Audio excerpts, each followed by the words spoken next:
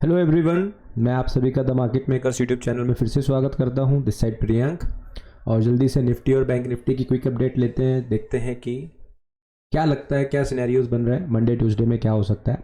तो अभी हमारे सामने क्या है, निफ्टी 50 का वीकली चार्ट है। ठीक है, सो वीकली चार्ट मैंने क्यों खोल के रखा है, क्योंकि मैं आपको कुछ दिखाना चाह रहा हूँ, एक फ्रैक्टल दिखाना चाह रहा हूँ। अगर आप थोड़ा सा ध्यान से देखोगे, ठीक है, सो आप थोड़ा सा ध्यान दो अभी, तो आप चार्ट में इस एरिया में ध्यान दो। ठीक है, सो आप यहाँ पे क्या देख रहे हो कि प्राइस ने क्या किया, एक कंसोलिडेशन किया इस बॉक्स के अंदर।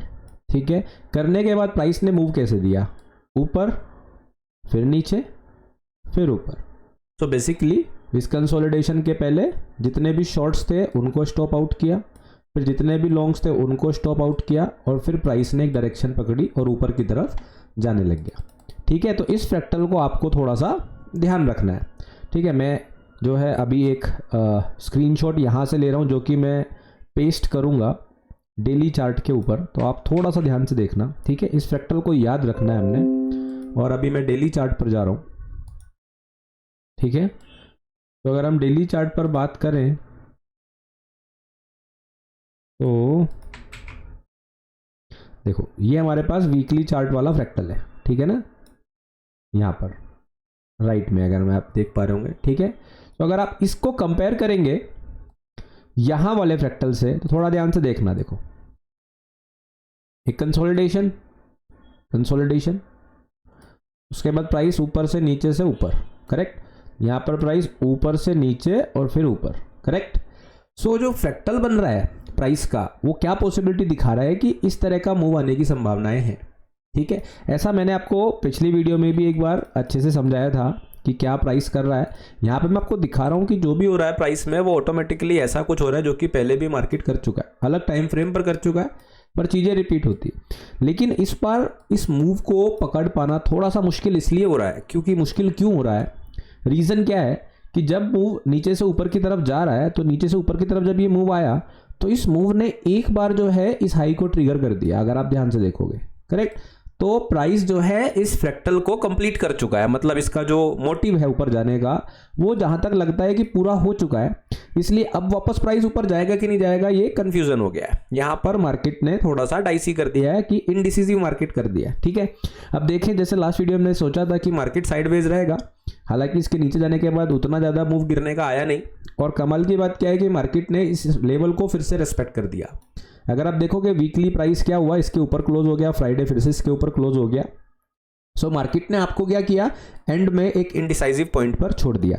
अब अगर आप ये उम्मीद कर रहे हो कि मैं हमेशा जान सकता हूं कि अगले दिन क्या होगा, वो पॉसिबल नहीं है, किसी के लिए भी पॉसिबल नहीं है। सो हमें क्या है, लाइव सिनेरियोज के हिसाब से चलना पड़ता है। सो क्योंकि मार्केट इस लो के नीचे गई है, ठीक है, तो अगर हम अपने सेम कंसेप्ट के ऊपर रहें, जो हमने पहली बार देखा था कि हाई जा चुका है, उस हिसाब से ऑब्वियसली हमारे पास नीचे के टारगेट ऑलरेडी मेंशन है।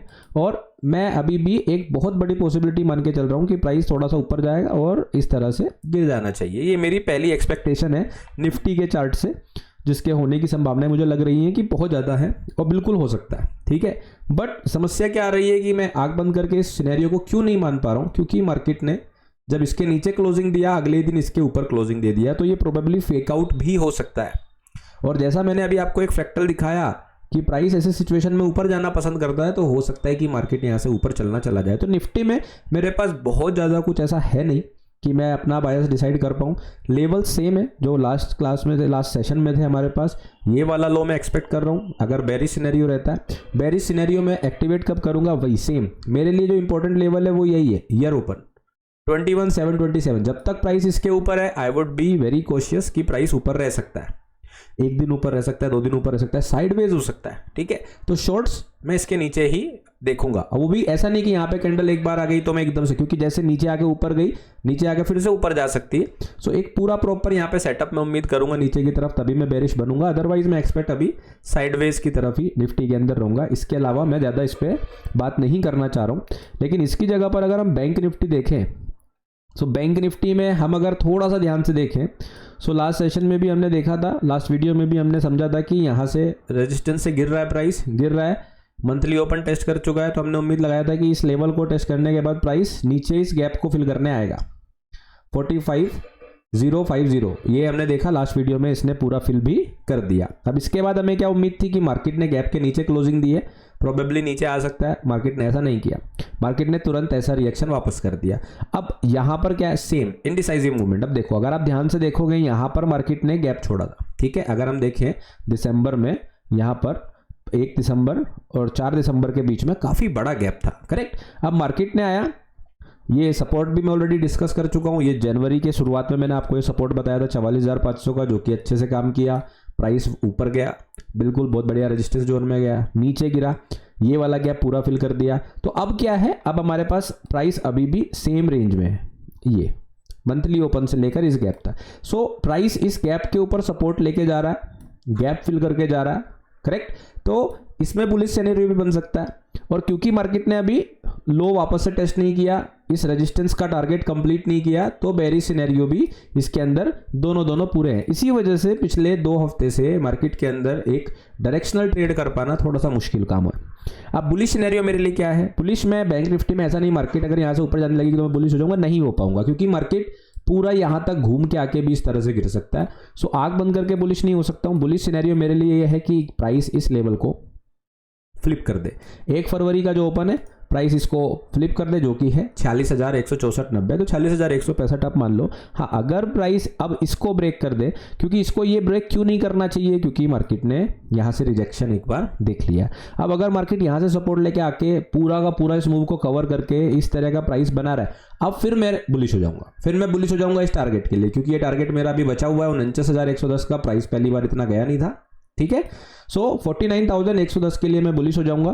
कब बुलिश हो जाऊंगा, अगर ये मंथली ओपन को फ्लिप कर रहा है तो, अदरवाइज सेम, ये तो साइडवेज या नीचे की तरफ ये वाले टारगेट, ठीक है। सो दोनों ही चीजों में क्या समझ पाया कि मेरी एक क्लियर डायरेक्शन अभी नहीं है। I have to decide it intraday and that is same I would expect you to do as well, ठीक है। क्योंकि जब आपको मार्केट एक तरफ का डायरेक्शन क्लियर नहीं बता रही है तो कोई फोर्स करने की जरूरत नहीं है कि मार्केट उस तरफ जाएगा, ऐसा करने की कोई जरूरत नहीं है, ठीक है।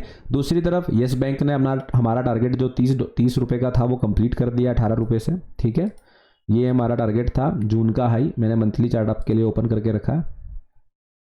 ये हमारा टारगेट था जो कि मार्केट ने कंप्लीट कर दिया। अगला टारगेट मेरा 46 रुपीज़ के आसपास है, जो कि इससे ऊपर है, ठीक है। बट ऐसा नहीं है कि 46 में यहाँ से सीधे एक्सपेक्ट कर रहा हूँ। अब मैं उम्मीद करूंगा कि मार्केट थोड़ा सा करेक्शन करे और प्रोबेबली ये जो एरिया है इस एरिया में वापस से आए, ठीक है, इस जोन में वापस आके सपोर्ट बनाए। और अगर मार्केट ऐसा करता है तो मैं फिर से देखूंगा कि मार्केट यहाँ पे अपना कोई बाई सेटअप देखेंगे कि यहाँ पे हम कर सकते हैं क्या कुछ, और फिर 49 की तरफ हम लोग टारगेट करेंगे। दूसरी तरफ SBI ने तो शानदार तरीके से हमारा टारगेट कंप्लीट कर ही दिया है, ठीक है। तो इसको देखें अगर हम, तो बहुत ही बढ़िया तरीके से देखें तो 700 वाला टारगेट कंप्लीट हो चुका है, 725 अभी चल रहा है, ठीक है। और मेरा 760 का जो टारगेट है SBI के लिए वो भी अभी कंटिन्यू है, ठीक है।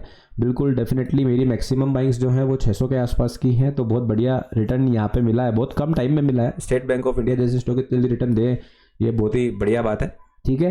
तो बढ़िया है, जो लोग इसमें इन्वेस्टेड हैं वो बहुत ही सही है, वो लोग इस टारगेट को अपना देख सकते हैं, ठीक है। कोई न्यू एंट्री मैं इसमें देख नहीं रहा हूँ, ठीक है। और ये सारी इन्फॉर्मेशन जो मैं आपको दे रहा हूँ सिर्फ एजुकेशनल पर्पज़ के लिए है, उसी के लिए आप लोग यूज़ करें। आई होप कि ये सारी चीज़ें आपको हेल्प करती होंगी। और आप लोग लाइक कर रहे हैं वीडियो को, सब्सक्राइब कर रहे हैं चैनल को, मुझे बड़ा अच्छा लग रहा है। तो ऐसे ही मुझे सपोर्ट करते रहिए, और नई नई चीज़ें जो आपको जानना है, जो जो चीज़ें आप सीखना चाहते हो, आप उसके बारे में कमेंट्स में मुझे बताते रहिए, तो मैं नए वीडियो में उस तरह का कंटेंट आप लोगों के लिए लाता रहूँगा।